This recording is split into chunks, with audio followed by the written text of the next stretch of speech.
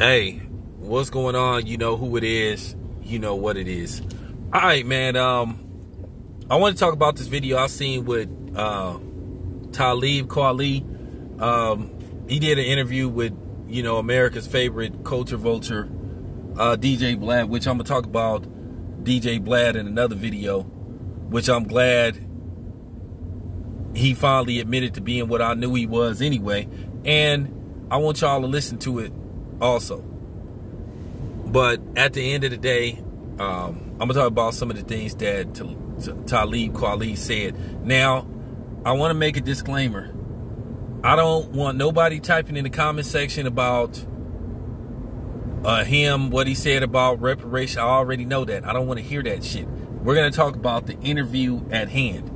That's a totally different video, because some of y'all will put that in the comment section to try to justify me speaking on what he said about Eminem, especially, Eminem's favorite nut hugger, James Jordan, with his corny ass, and Chillborn, that corny motherfucker.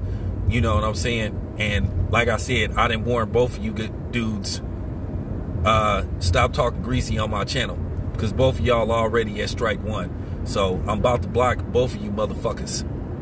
And I usually don't say people's names, but you guys are trolls. And like I said, I didn't let y'all, live and breathe on my channel long enough. But real talk, say something greasy, try me. But nevertheless, let's get back to business. Now, Talib Kweli did an interview basically talking about Eminem and some of the things he done said. It was a real good interview. I listened to it. It was a good interview.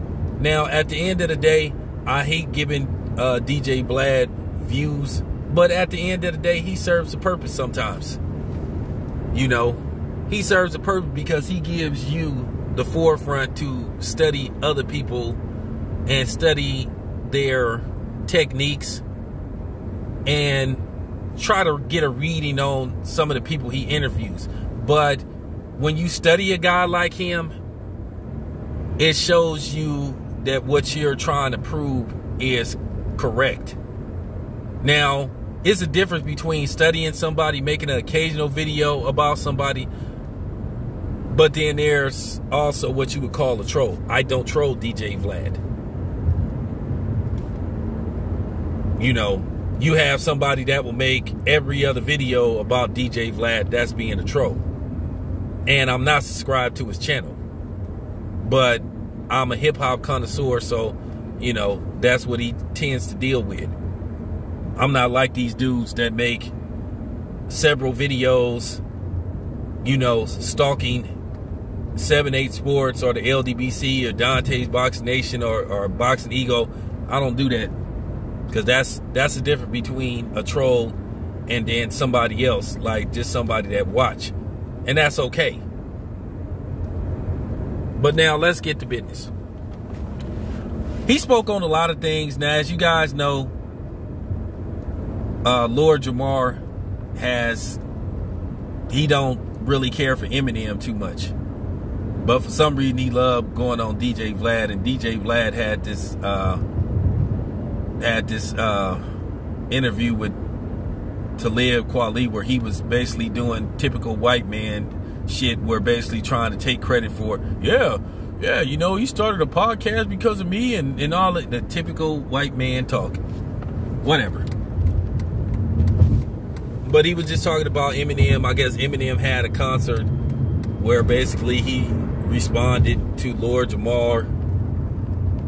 And he tried, he said something. He was with, I guess, those D12 dudes, and he had a little remark talking about he brought the world Eminem. Like that's good.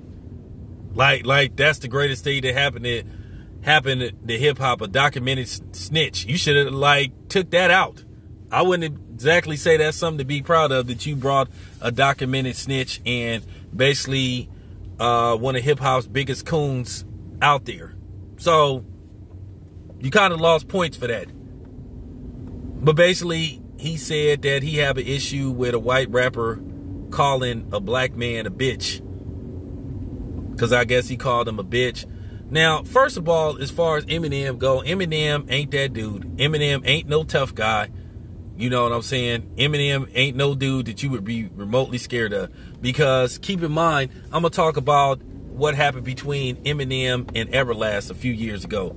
Because we know Eminem's favorite captains, you know, nut huggers, James Jordan, gonna try to lie, and Cornball, Chillborn, gonna try to like cape for him. But I'm gonna talk about Eminem and Everlast.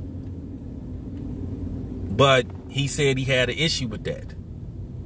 He said Eminem is still a guest and that we let him in. Well, at the end of the day, here's the thing. I just said this on several occasions. Eminem is a good rapper, but he ain't the greatest rapper. He ain't the GOAT. He ain't the greatest lyricist neither. And I know a lot of you know, degenerate, you know, non-blacks like to say he is, and a lot of, you know, handkerchief heads like to say that, well, you know, it is what it is. You know, and as far as Lord Jamar go, he another inconsistent black dude. This is the same dude that talk all this black shit, but then he say he cool with white dudes using the N-word or non-blacks if they grew up. Not me. I want to say this once again. To anybody that's not black, that mean if you Mexican or Asian or white and you use the N-word, fuck you. With a capital F. Fuck you.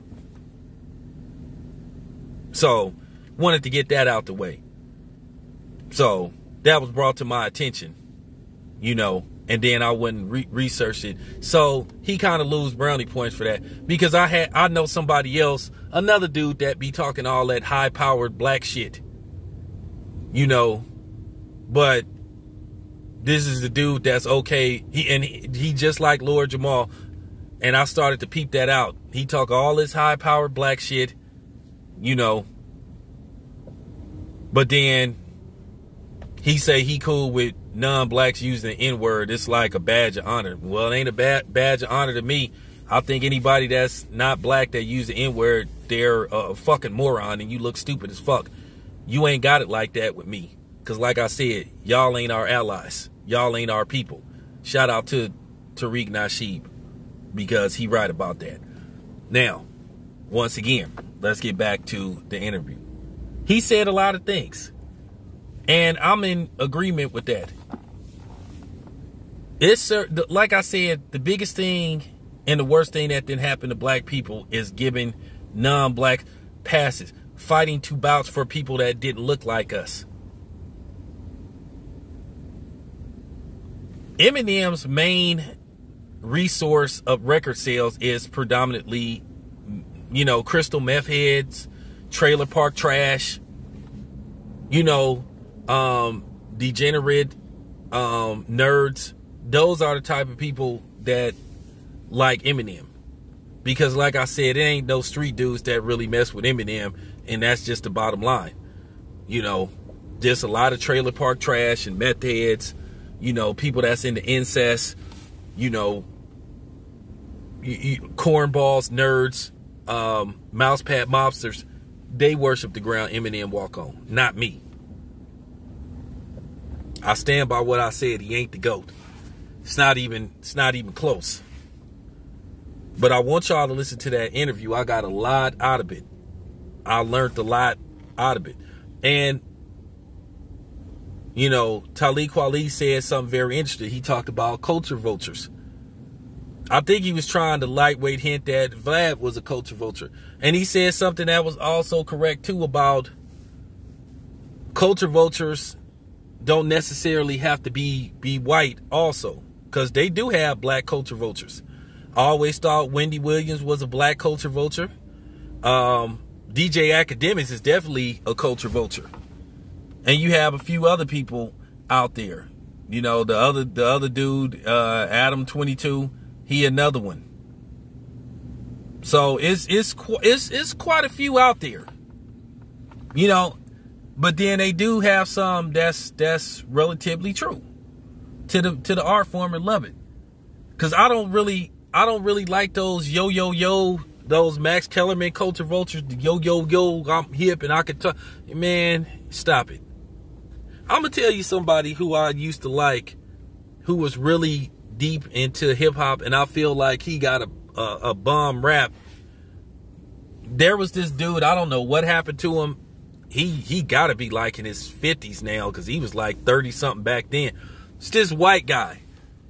It was this white guy. He was a DJ. I don't know where he was from. He was named Billy Jam, but he was really into hip hop. I mean, he was like I said, he was like a student of the game. And it was never this bullshit. He wasn't a yo type of dude. He was a white guy. Knew he was white. Never tried to pretend, try to do like these other dudes, like fake ass, Rude Jude, and all those type of clowns. Those dudes is clowns. Because I know Rude Jude, the way he used to be coming at black people, and sometimes how he'd be disrespecting black men. Some of y'all Detroit niggas should have beat the fuck out that white boy. Because I thought he was a dude that was a little too comfortable with, like, he was a little too comfortable talking the way he would be talking. And like I said before, they addressed everything. They addressed Eminem, you know, saying the N-word, and some mixtape that he put out when he was around 15 or 16. You know, Suge Knight had got a hold of that tape, and Suge Knight was going to put it out, but Eminem took him to court so it wouldn't get released. And see, that's what I'm saying. And you have all these dudes that would say, oh, Eminem's never used the N-word in none of his raps. Want to bet? Oh, Eminem doesn't use the N-word in his songs. Want to bet? I done seen footage of Eminem saying that N-word on stage with those D12 dudes, and I kind of don't respect them for that. And once again, in the original version of what was that shit? Blue and Yellow Purple Pills, or whatever that song was called. The original version of that song. Because keep in mind, the original print of that version, Eminem said the N-word. He tried to hurry up and say it like if somebody wasn't going to notice that he said that. The original version of that song, Eminem said the N-word. But then he would go on media outlets and say, oh, I don't say that.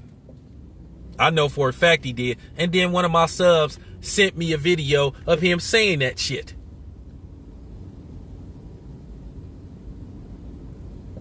But once again, it's a great interview. Check it out.